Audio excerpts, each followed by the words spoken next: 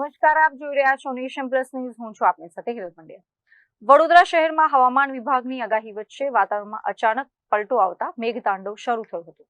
વાવાઝોડા જેવા પવન સાથે શરૂ થયેલા આ ધોધમાર વરસાદના કારણે શહેરના અનેક વિસ્તારોમાં મહાકાય વૃક્ષો ધરાશયી થવાની ઘટના સામે આવી છે. ગઈકાલે વડોદરામાં બપોર બાદ અચાનક આકાશમાં કાળા ડિબાંગ વાદળો ઘેરાયા હતા અને રાત્રે 10 વાગ્યાની આસપાસ જોરદાર પવન સાથે મેઘરાજાની તોફાની એન્ટ્રી થઈ હતી. વરસાદ શરૂ થતાની સાથે જ શહેરના પશ્ચિમ વિસ્તાર ગણાતા ગોત્રીમાં વીએમસીની આયોજન વગરની કામગીરીના ધાંધિયા છતા થયા હતા.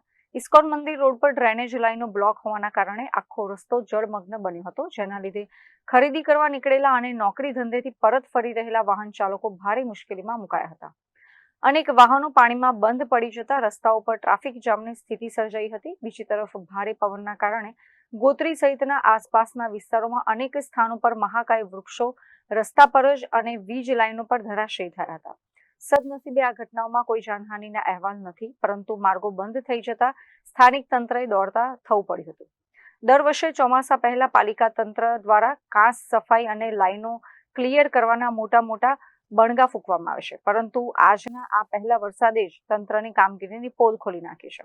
જો સામાન્ય વરસાદમાં જ સંસ્કારી નગરીના પોશ વિસ્તારોમાં આ હાલ થતા હોય તો આગામી દિવસોમાં જો ભારે વરસાદ ખાબકશે તો વડોદરાની સ્થિતિ કેવી ગંભીર બનશે તેને લઈને અત્યારથી જ શહેરીજનોમાં ભારે ચિંતા અને આક્રોશ જોવા મળી રહ્યો છે.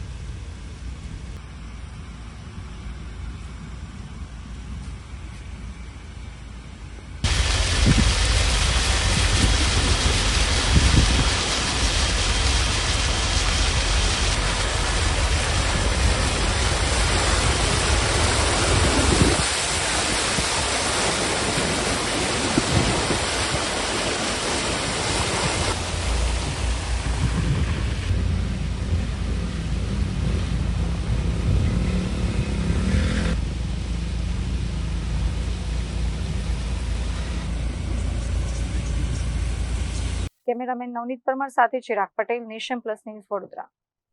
સમાચારોના સતત અપડેટ મેળવવા માટે અમારી નેશન પ્લસ ન્યૂઝની યુટ્યુબ ચેનલને સબસ્ક્રાઇબ કરો, બેલ આઇકન દબાવો અને જોડાયેલા રહો ફેસબુક, ઇન્સ્ટાગ્રામ અને ટ્વિટર પર.